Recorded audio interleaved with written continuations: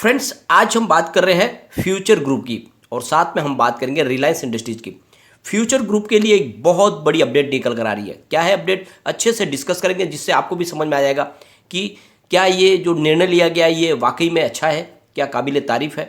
दूसरी तरफ जो ये फ्यूचर ग्रुप ऑफ अमेजन का मामला है, अब वो अंतिम पड़ाव में आ चुका है। यहाँ पे अब जल्द से जल्द निर्णय आ सकता है और कहाँ तक ये मामला पहुँचा है, कितना जल्दी इसका निर्णय आएगा और आखिरकार में शेयर होल्डर का क्या होने वाला है। फिलहाल जो प्राइस है काफ़ी नीचे आ चुकी है और बाजार भी ज़्यादा। फ्रेंड्स, सबसे बड़ी बात यह है कि बाजार में बहुत सारा कनेक्शन आ चुका है, तो इस समय अगर जल्द से जल्द फैसला आ जाता है तो फिर यहाँ से तेज़ी बनने की संभावना भी बन जाएगी, क्योंकि बाजार में काफ़ी गिरावट हो चुकी है। तो ऐसे में फिर से तेज़ी से प्राइस भी बढ़ सकती है। तो इसके लिए ज़रूरी है कि जल्द से जल्द फैसला आ जाए। तो उन सारी संभावनाओं को तलाशने की कोशिश करेंगे इस वीडियो के माध्यम से। क्या इस समय हमें रिलायंस इंडस्ट्रीज में इन्वेस्टमेंट करना चाहिए? स्टॉक काफ़ी ज़्यादा करेक्ट हो चुका है, तो क्या निचले लेवल से खरीदारी करनी चाहिए? आने वाले समय में इसके टारगेट क्या रह सकते हैं?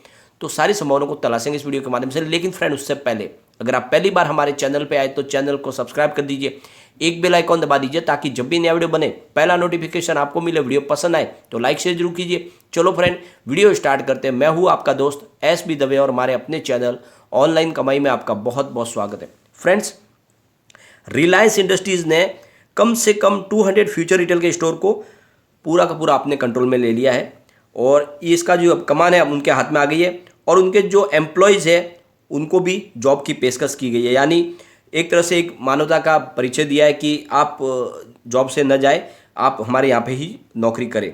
रिलायंस को रिटेल कारोबार बेचने संबंध में किशोर बयानी के नेतृत्व वाली समूह की ई कॉमर्स कंपनी अमेजन के साथ में मुकदमों में उलझे होने के बावजूद भी ऐसा किया गया है। रिलायंस इंडस्ट्रीज ने उन परिसरों पर कब्जा करना शुरू कर दिया है जिसमें फ्यूचर रिटेल बिग बाजार जैसे अपने स्टोर का संचालन कर रहा है और उन्हें अपने ब्रांड स्टोर से बदल रहा है। आरआईएल ने फ्यूचर रिटेल स्टोर्स के कर्मचारियों को नौकरी देना, उन्हें रिलायंस रिटेल में पेरोल पर लाना भी शुरू कर दिया है। इस बारे में टिप्पणी के लिए अमेजन से संपर्क करने पर कंपनी ने कुछ भी कहने से इनकार कर दिया है। रिलायंस फ्यूचर सौदे की अगस्त 2020 में घोषणा के बाद कई मकान मालिकों ने रिलायंस से संपर्क किया था, क्योंकि फ्यूचर रिटेल किराया चुका नहीं पा रही थी। सूत्रों ने कहा है कि इसके बाद रिलायंस ने इन मकान मालिकों के साथ में लीज समझौता किया था और उस पर नई एग्रीमेंट बनाई गई थी। जहां भी संभव हुआ उन परिसरों को फ्यूचर रिटेल को फिर से सब लीज पर दिया गया ताकि कारोबार आगे जारी रह सके। उन्होंने कहा कि जिन स्टोर को रिलायंस अपने कब्जे में ले रही है वे घाटे में चल रहे हैं और बाकी स्टोर एफआरएल अभी भी संचालित करते रहेंगे, यानी वो बाकी किशोर बयानी के अंडर में ही काम करेंगे। जो लॉस में है उसको रिलायंस अपने हाथ में ले रही है। इस तरह से फ्यूचर ग्रुप का जो घाटा है वो भी कम हो जाएगा। हालांकि अब रिलायंस रिटेल के पास आ चुके स्टोरों की संख्या का अभी तक पूरी तरह से पता नहीं चल पाया। रिलायंस ऐसे परिसरों का मूल्यांकन करेगा, इस करीब 30,000 कर्मचारियों को फिर से नियुक्त करेगा, तो नौकरी से नहीं निकालेगा। सूत्रों ने कहा है कि यह कदम बैंकों और लैंडर्स और कर्मचारियों सहित फ्यूचर रिटेल के सबके हित में फैसला लिया गया है, क्योंकि अगर ऐसा नहीं होता तो ये पूरी तरह से बैंक करप्ट हो जाती फ्यूचर रिटेल। और क्योंकि कंपनी का कारोबार जारी है, उसकी कीमत बनी हुई है। फ्यूचर रिटेल के 1700 से ज़्यादा अधिक रिटेल स्टोर है जिनमें बिग बाजार शामिल है। कंपनी ने कुछ स्टोर्स के लिए किराया नहीं चुकाया है। सूत्रों ने बताया कि ज़्यादातर स्टोरों में सामान की आपूर्ति रिलायंस जियो मार्ट द्वारा ही हो रही है, क्योंकि नकदी की तंगी से दूसरे कोई भी जो बाजार के जो सप्लायर है उनको फिलहाल रकम चुका नहीं पाए, तो वहाँ से उनको कोई सप्लाई नहीं मिल पा रही है। तो रिलायंस ही इनको सारी सप्लाई दे रही है और धीरे धीरे जो ब्रांड जो है उनके नाम भी बदले जा रहे हैं, उस पर रिलायंस का नाम लिखा जा रहा है धीरे धीरे। अपने स्टोरों के अधिग्रहण की पुष्टि या खंडन किए बिना फ्यूचर रिटेल लिमिटेड ने शेयर बाजार को बताया, शेयरधारकों को पता है कि एफआरएल एक गंभीर वित्तीय संकट से गुजर रही है। कंपनी ने कर्ज चुकाने में चूक की है। बैंकों ने कंपनी के खातों को एनपीए घोषित किया है। एफआरएल ने कहा है कि उसे कार्यशील पूंजी संबंधी जरूरतों को पूरा करना है और उनको मुश्किल हो रही है। बड़ी बकाया राशि के कारण ज़्यादातर स्टोर को खाली करने के लिए नोटिस भी मिल चुके हैं। अब ऐसे में स्टोर हम नहीं चला पाएंगे, इसलिए हम इनको सौंप रहे थी। अमेजन ने इस मामले को गत अक्टूबर सिंगापुर इंटरनेशनल आर्बिट्रेशन सेंटर में लेकर गए थे और वहाँ पे उन्होंने कहा था कि फ्यूचर रिटेल लिमिटेड ने हमारी कंप्यूटर कंपनी रिलायंस के साथ में बिक्री करार किया है। जो हमारे साथ जो सौदा हुआ था ये उसका उल्लंघन है और इसीलिए उसको खारिज किया जाए। और फिलहाल ये मामला पूरा अभी कानूनी प्रक्रिया में चल रहा है।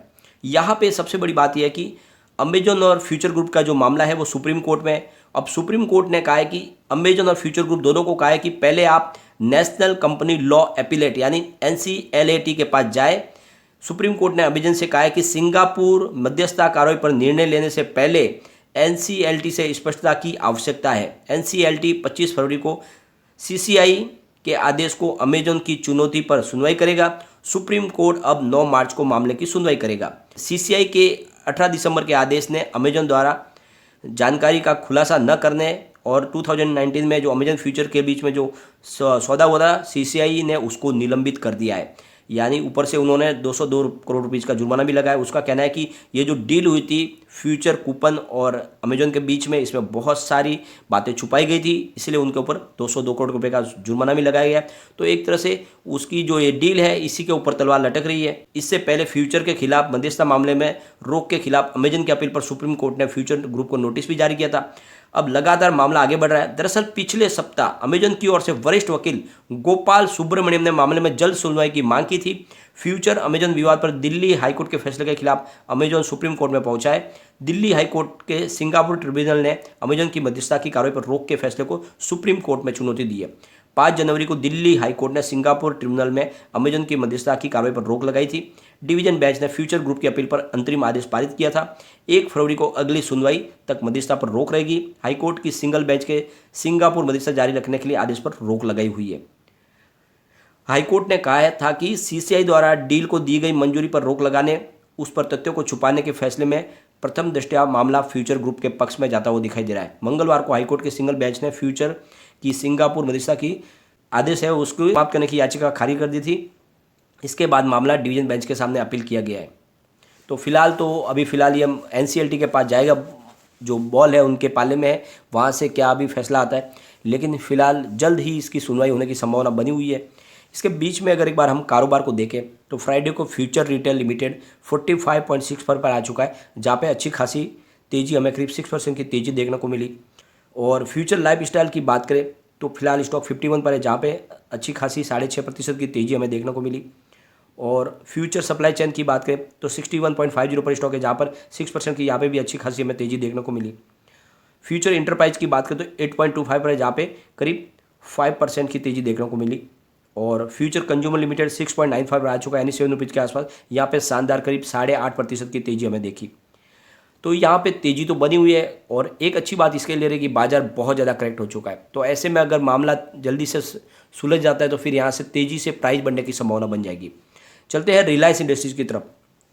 तो स्टॉक ओपन हुआ था फ्राइडे को 2280 पर, हाई बनी 2307 की, लो है 2276 का, और अंत में 2283 पर क्लोजिंग रही, जहाँ पे 1.21% की तेज़ी देखने को मिली। तो काफ़ी अच्छे लेवल पे दिख रहा है स्टॉक। यहाँ पे एंट्री बिल्कुल की जा सकती है।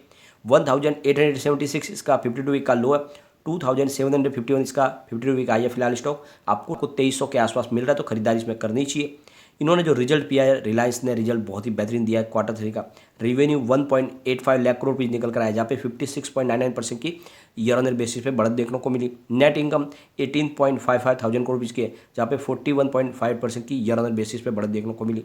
डायलूटेड ईपीएस 27.76 है, जहाँ पे 39.29% की ईयर ऑन ईयर बेसिस पे अच्छी खासी बढ़त देखने को मिली। लेकिन नेट प्रॉफिट मार्जिन में कुछ कमी आई है, 10.03% है, जहाँ पे 9.8% की गिरावट देखने को मिली। ओवरऑल बहुत ही बेहतरीन रिजल्ट पेश किया। और जिस तरह से रिलायंस अपने कारोबार को तेज़ी से बढ़ा रही है, ये निवेश का मौका है। ये स्टॉक आप लॉन्ग टर्म के लिए बनाए रखें। और जब भी बाजार में गिरावट होती है तो ऐसे समय में आपको रिलायंस इंडस्ट्री में निवेश करना ही चाहिए। गिरावट में आपके निवेश को ये थाम के रख सकता है। एक बार इसके पिवट लेवल को चेक कर लेते हैं। तो मंथ के हिसाब से पिवट लेवल देखें, यहाँ से अगर गिरावट होती है तो 2271 पर फर्स्ट सपोर्ट है। स्टॉक और नीचे गिरा तो 2157 तक जा सकता है। जो तीसरा सपोर्ट निकल के आ रहा है वो 2009 का है। मतलब अभी भी गिरावट में ये 2000 के नीचे जाने की संभावना कम है, बाजार में चाहे बड़ी भी गिरावट हो जाए तो। ऊपर की तरफ मूव करने पे जो टारगेट निकल के आ रहे हैं 2534 का फर्स्ट टारगेट है, इसको टच किया तो फिर 2681 तक जा सकता है। और ये भी ब्रेक हो गया तो देख लो आप 2796, यानी बिल्कुल नया आपको टारगेट बनता हुआ दिखाई देगा। 2800 के आसपास स्टॉक जा सकता है। तो ऐसे में आपको निवेश करना चाहिए, यह आने वाले समय में आपको मालामाल कर सकता है। तो रिलायंस में डेफिनेटली आपको निवेश करना चाहिए। और फ्यूचर ग्रुप में वेट एंड वॉच करें, देखिए अब क्या संभावना आगे बनती है। लेकिन फ्रेंड, कोई भी इन्वेस्टमेंट करने से पहले अपने फाइनेंशियल एडवाइजर से एक बार एडवाइस ले ले या अपना खुद का रिसर्च करें, क्योंकि मैंने वीडियो आपके एजुकेशनल पर्पज के लिए ही बनाया है। वीडियो पसंद आए तो लाइक शेयर जरूर कीजिए और चैनल को सब्सक्राइब कर दीजिए। Thank you friend.